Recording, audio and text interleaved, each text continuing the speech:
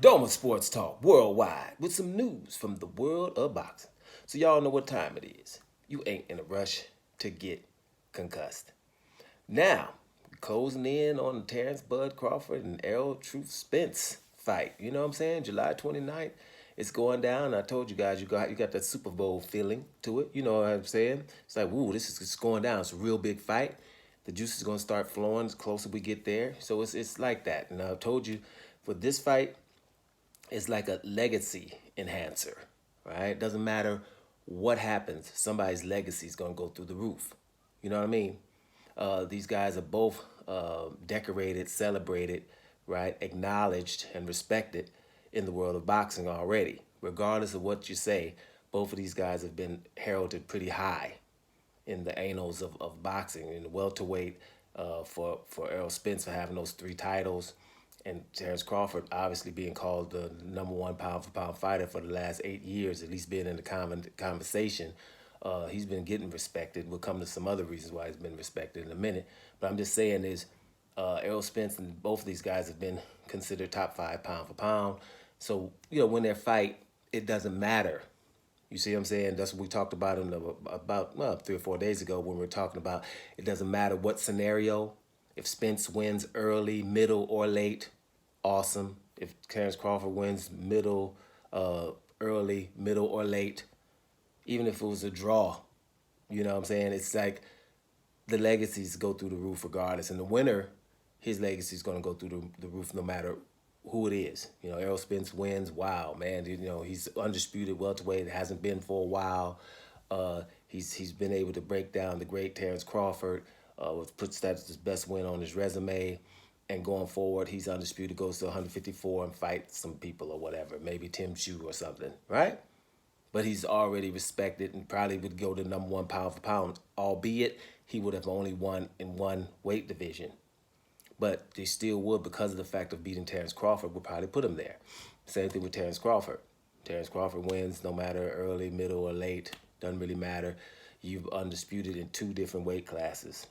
That's going to put you as, Hall of Famer you already, but just starting to go in the direction of GOAT status, you know what I'm saying? In that direction. Not there, of course not, but, in that direction of starting to talk to people like that.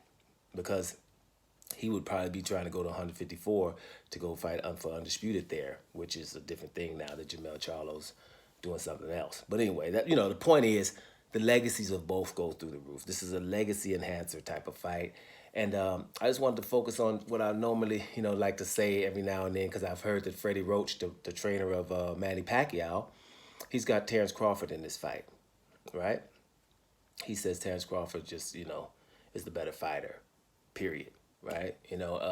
And that's indicative of what he's been saying to bring me to my point about Terence Crawford. It's one thing that stands out, one of the top three things in his career that stand out to me as a consumer.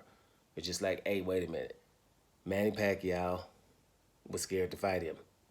Manny Pacquiao's trainer and Freddie Roach was scared for Pacquiao's well-being against this guy, right? Manny Pacquiao's promoter and Bob Arum was scared of his well-being against Terence Crawford. And this is 6, 7, 8 years ago, was where Manny was still, ready to fight everybody else.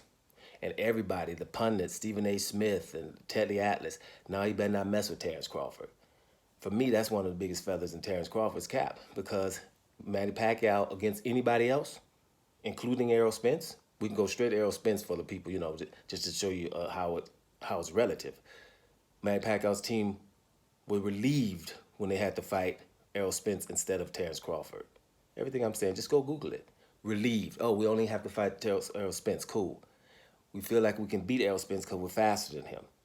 That's how they felt. So they felt like they could beat Errol Spence, but he shouldn't get in the ring with Terence Crawford or else he's going to get hurt. That's what everyone was thinking. So that just tells you how good a Terence Crawford is in people's eyes, right? To beat Errol Spence is a whole different ballgame. This is something different. But I'm just saying, that's how good and respected he is, because Manny Pacquiao is the second best fighter in the history of what some people say.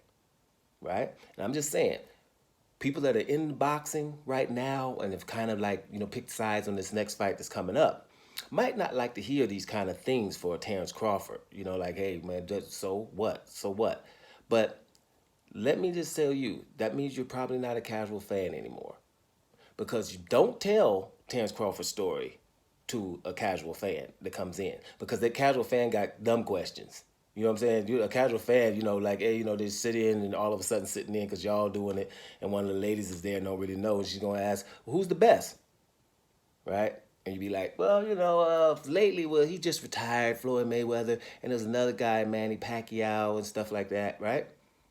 And you mention, messing around, mention Manny Pacquiao is the second best fighter ever, and now she's sitting there watching, about to watch Terence Crawford and Spence, and she's seeing, everybody's talking about that, and you say, well, why didn't that guy fight Manny Pacquiao? Didn't fight him because he was scared of that guy, right? And you wait a minute, and you just told that person that this is the second best fighter ever, and they scared of that guy there, and then you explain, he was actually in a smaller weight class. He was smaller than him at the time. You don't tell a casual fact because well, this guy's awesome. Because that's what I'm just trying to say. When you don't know everybody or you just watching the fighters or whatever, and you see this guy's so good. Manny Pacquiao is considered by many to be the second best fighter ever, and let your boy here, Max Kellerman, tell it. He has a better resume and career than Floyd Mayweather, even, right? So that guy and his team don't want to have nothing to do with Terence Crawford for all these years. So that with Terence Crawford, for me, that's just behind him being pound for pound and becoming undisputed. The third best thing that I think that has happened, right? And people don't like to mention. That's why you see me just talking about that only, right? Manny Pacquiao is not scared and never was scared, and his team wasn't scared of anybody else other than Terence Crawford.